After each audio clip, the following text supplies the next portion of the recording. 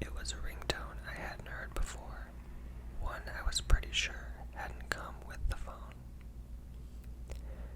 Normally, I wouldn't have stopped to answer it, but I was expecting a call about a job I had interviewed for the previous week.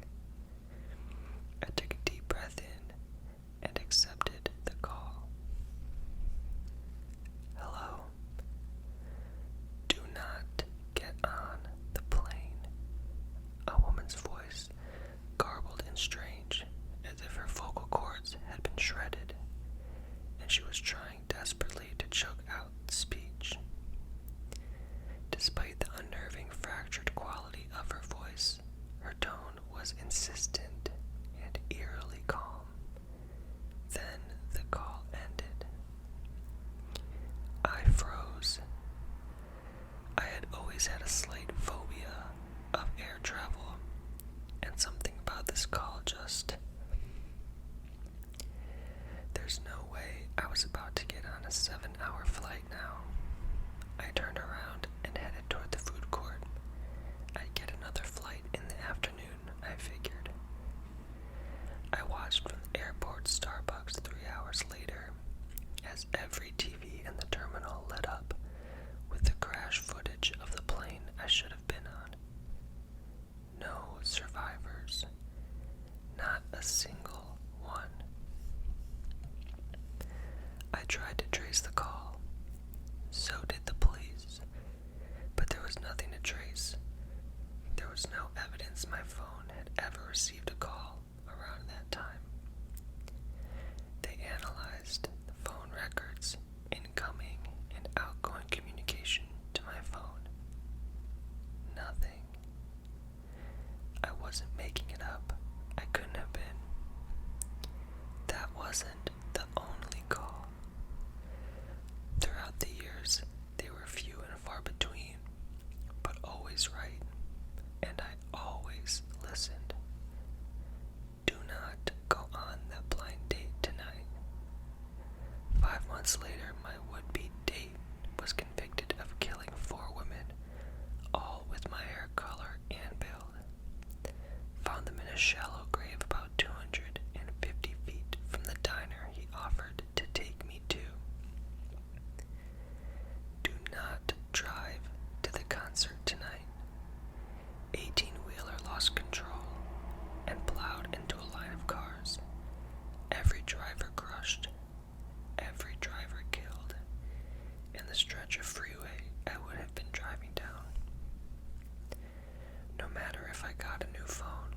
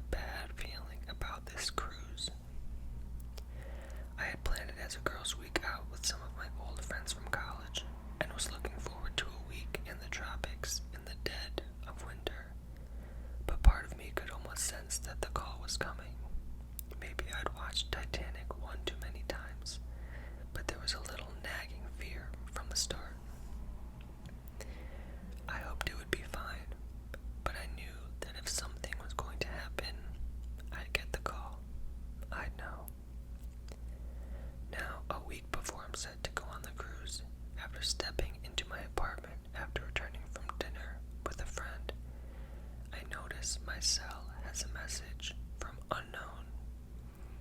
They've never had to leave a message before. Haven't checked it all night. Damn it, and I had really wanted to go on that cruise too. Oh well, not worth whatever horrific fate awaited me in that cold, dark ocean. I click play message and feel my stomach drop as I listen to the voice, sounding horrifically distorted, as if it emanates from a throat slashed to ribbons, crackling with more urgency than ever before. I look around my apartment as the voice on the phone repeats the same phrase over and over again. Do not come home after dinner tonight. Do not come home after dinner tonight. Do not come home after dinner tonight.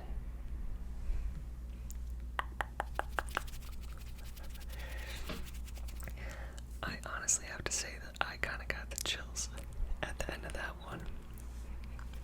It's pretty creepy, right? I can't even imagine how I would react to that. Like, no thank you.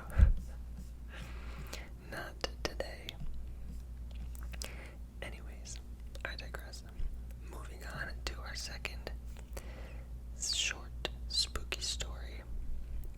This one is called Mommy Sleeps in the Basement.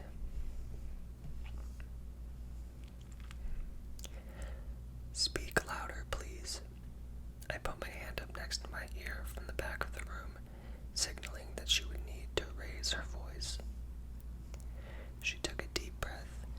I could see anxiety turning her cheeks beet red as strands of blonde hair began to fall out of the same nappy ponytail she wore every day. There was something about her so familiar, but I just couldn't put my finger on it.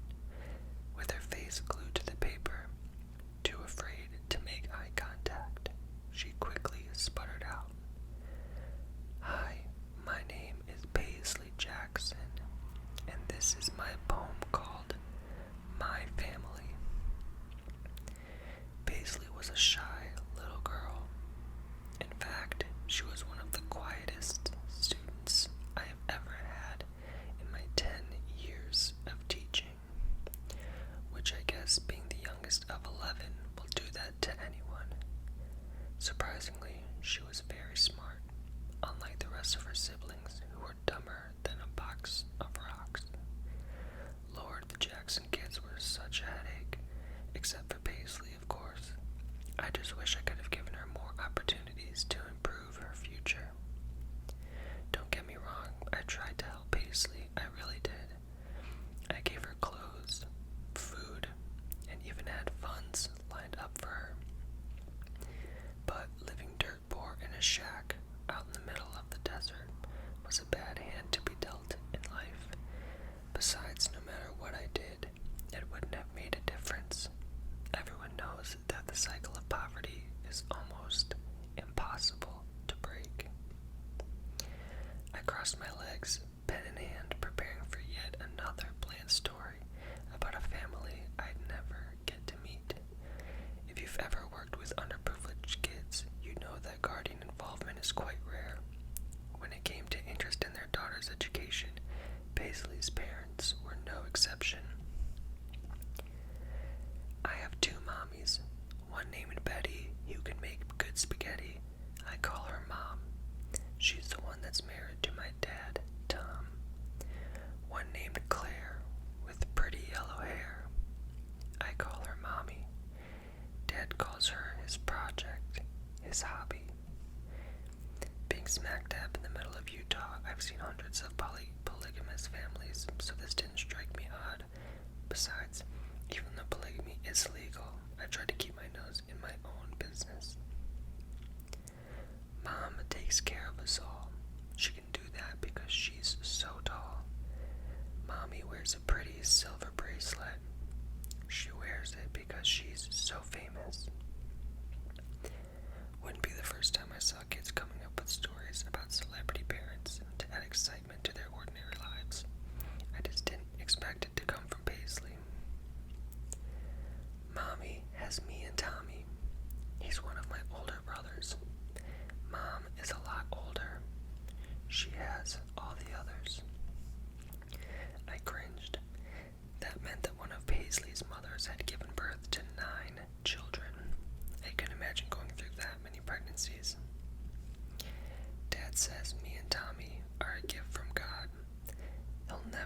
was with Rod.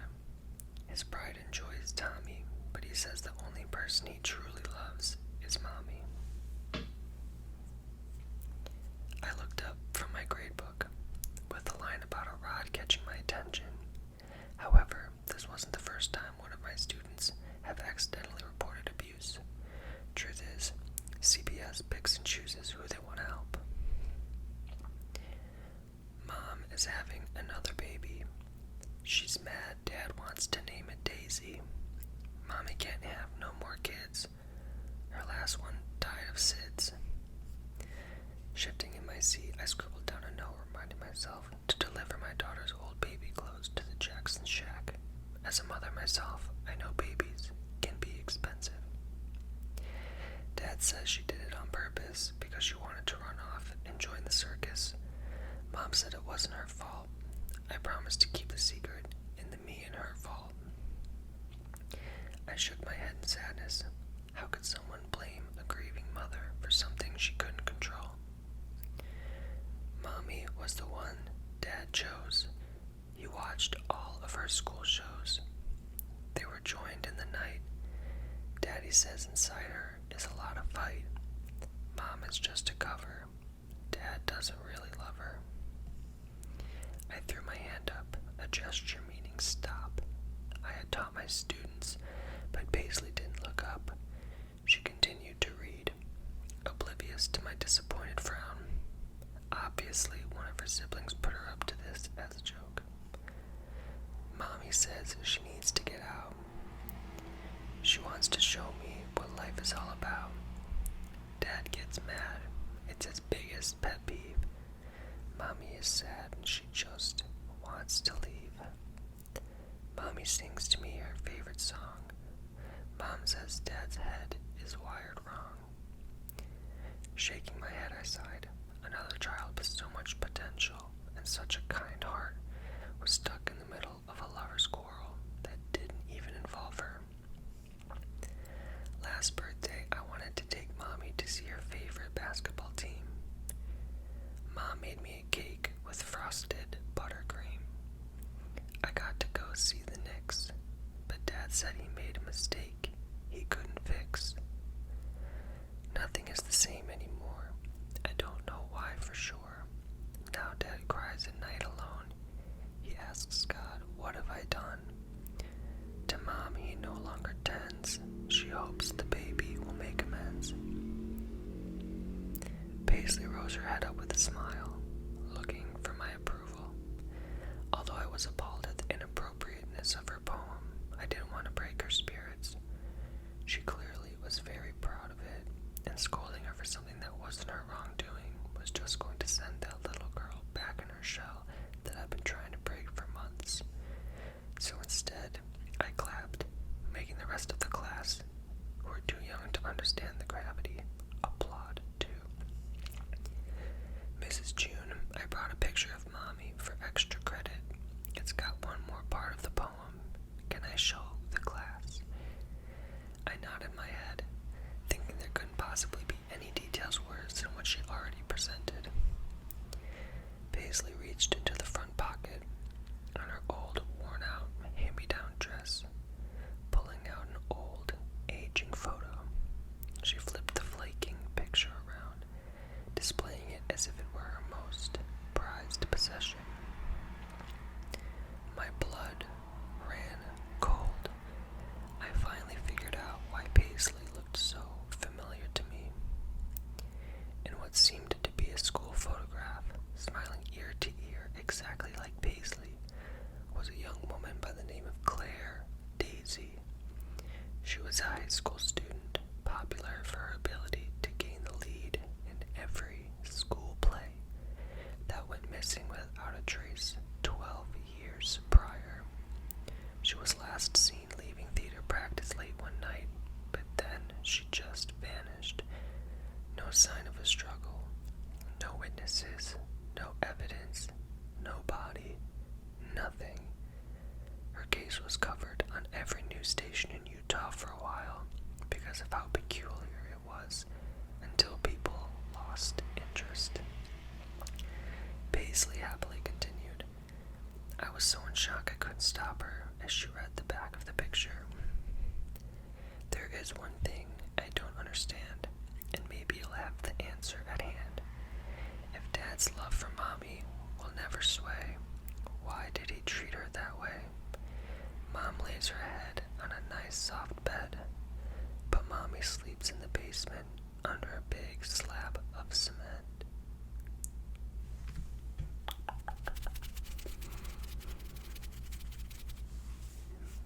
See, that one gave me the chills too. I swear people are so creative with these stories.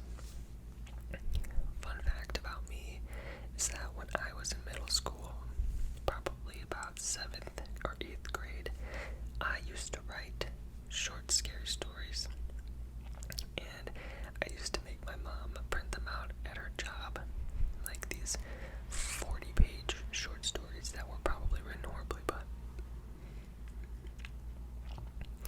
I don't know, I really liked it. It was a good outlet for me. I wish I could still write like that, or I wish I could still find those stories, but I thought they were pretty good when I was 13, 12 maybe. But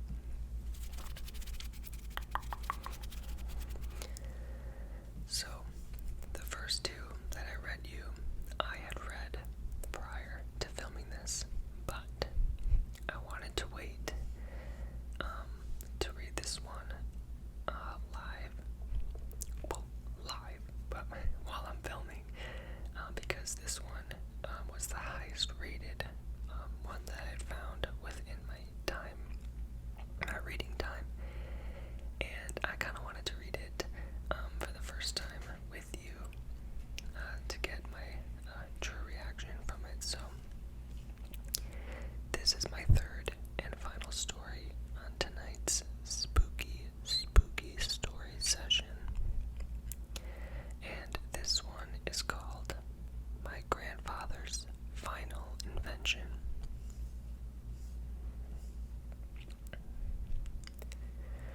My grandfather was an inventor.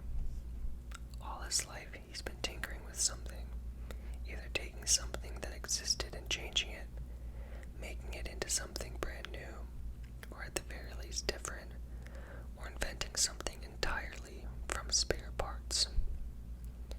And while nothing he invented was ever earth-shaking, it was always one of my greatest delights, ever since I was a little girl, to see what he'd made.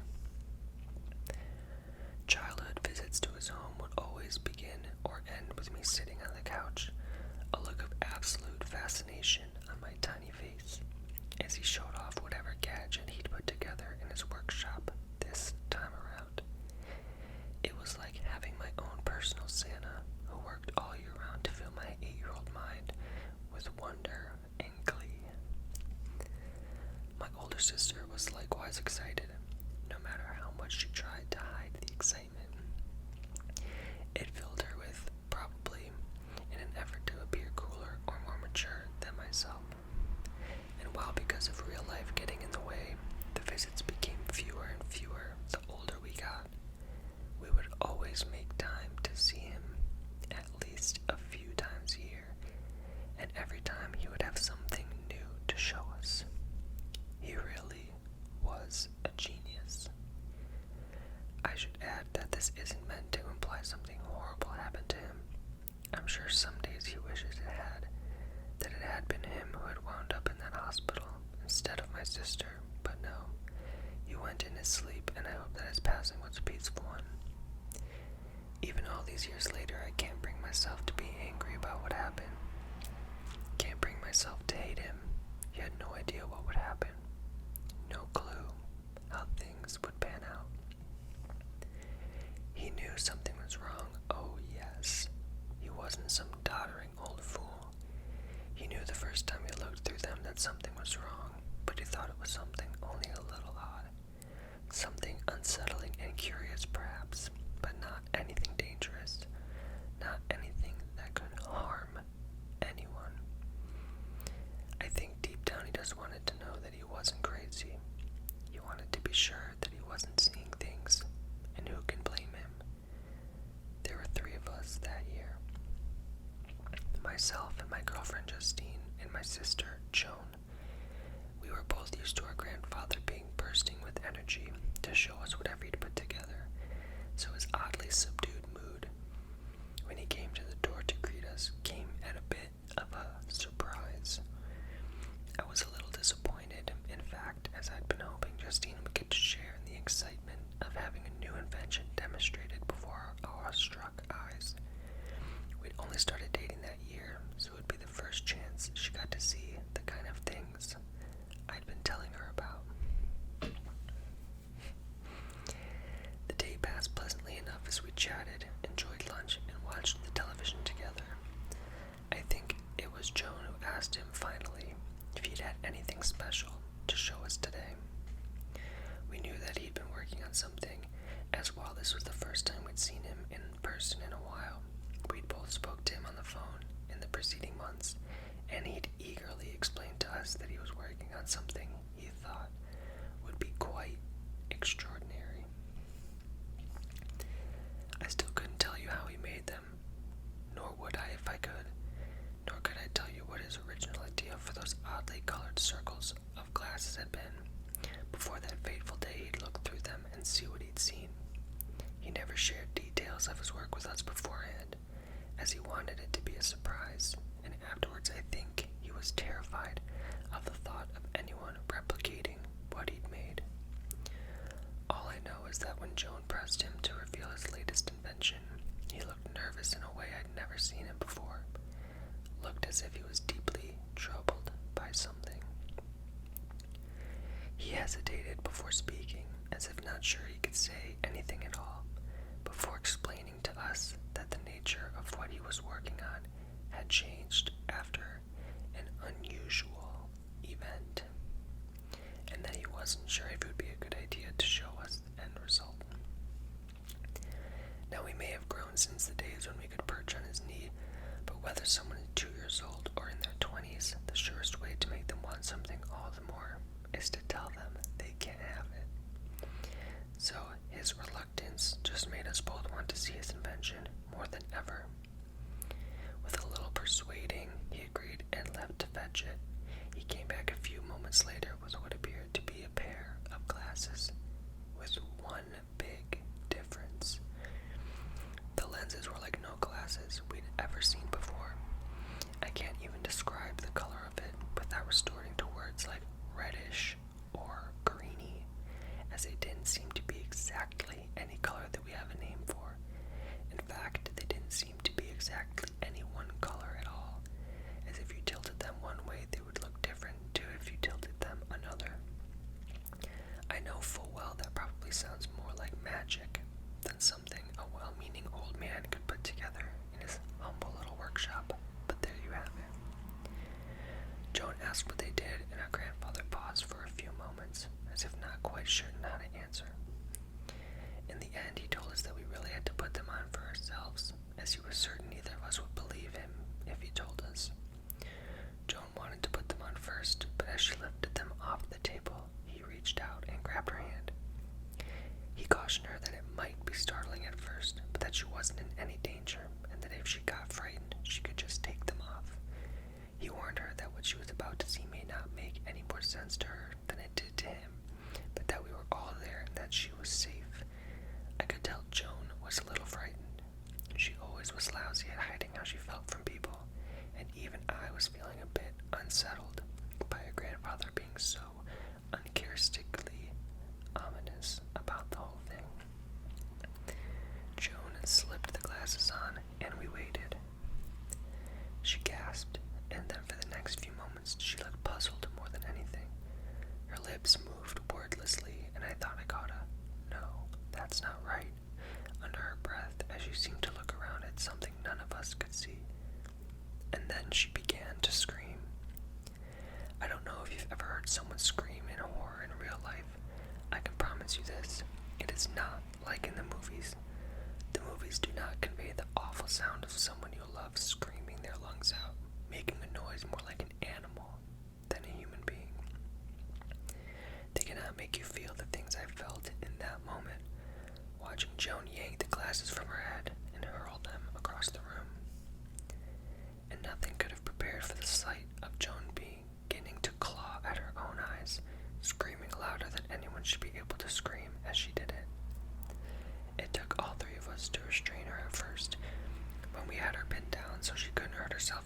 floor. Justine and my grandfather held her that way while I called for an ambulance. I had to watch as she was strapped down and wheeled into the back of one, thrashing and hissing and shrieking like some mad animal, like something utterly consumed by fear. I explained what had happened, knowing full well how it made me sound. Justine and I both explained the series of events that led to the skeptical, if not totally disbelieving, hospital staff, and then to the specialists called in when nothing short of being tranquilized proved effective at stopping my sister from trying to hurt herself. The glasses had supposedly gone missing, which made proving what had happened difficult, and it wasn't until almost a year later, long after my sister had been committed, that my grandfather finally confessed to me that he destroyed them. I don't know if having them could have helped, but could have given the doctors some way to make things right. I doubt it somehow, and I can't truly blame him for doing what he did, given that it was an act born out of guilt and an honest desire to make sure that this didn't happen again. I asked him what my sister had seen that day. When he told me what he'd done, I asked what those glasses had done to her. He hadn't wanted to talk about it. The first time in my life I'd raised my voice at him, angrily demanding to know, after all this time, just what had driven my sister to this state. What had affected her so deeply, so profoundly, that she was now no longer even recognizable as the person I once knew. He took me to his workshop and began digging around through bits and pieces that littered the place, the half-finished and now long discarded inventions still awaiting completion. He produced 2 pieces of glass, rather like the ones that had been fitted into those glasses. He told me that there wasn't any way to describe it without sounding insane, that if I had to know, then I had to see. But he begged me not to do this, that knowing wouldn't make anything better. He was right. I held the glass up to my eyes, and in an instant everything changed. Instead of just my grandfather stood before me, now there were dozens more in the room with us, but they weren't people. They were pale and emaciated, hunched over and dressed in dark clothing, with black lips and wide, lidless eyes that seemed to almost bulge from their skulls in a manner both comical and horrifying, all at once. Their mouths were full of hundreds of thin teeth, like needles. Their fingers were grotesquely long and ended in dark and viciously pointed nails that scraped along the floor as they walked, and all of them were talking, or rather, their lips were moving soundlessly. Each and every one of them was trying to say something that couldn't be heard. Dozens upon dozens of voices trying to convey something. I dropped the glasses to the ground in shock, and my grandfather brought his foot down on them hard, grinding them to powder beneath his foot. Muttering that he should have done this in the first place, he put an arm on my shoulder, asking if I was all right. I was far from all right, and he had been correct. What I had seen made things worse, not better. It took me a while to work it out, of course, why this had such a horrifying effect on my sister, and yet I survived the experience, frightened but not sporting the mental scars it had given her. The glasses only let me see the creatures. I couldn't hear what they were trying to say to me, couldn't understand the message they were trying to impart. But my sister was deaf, and she could read their lips.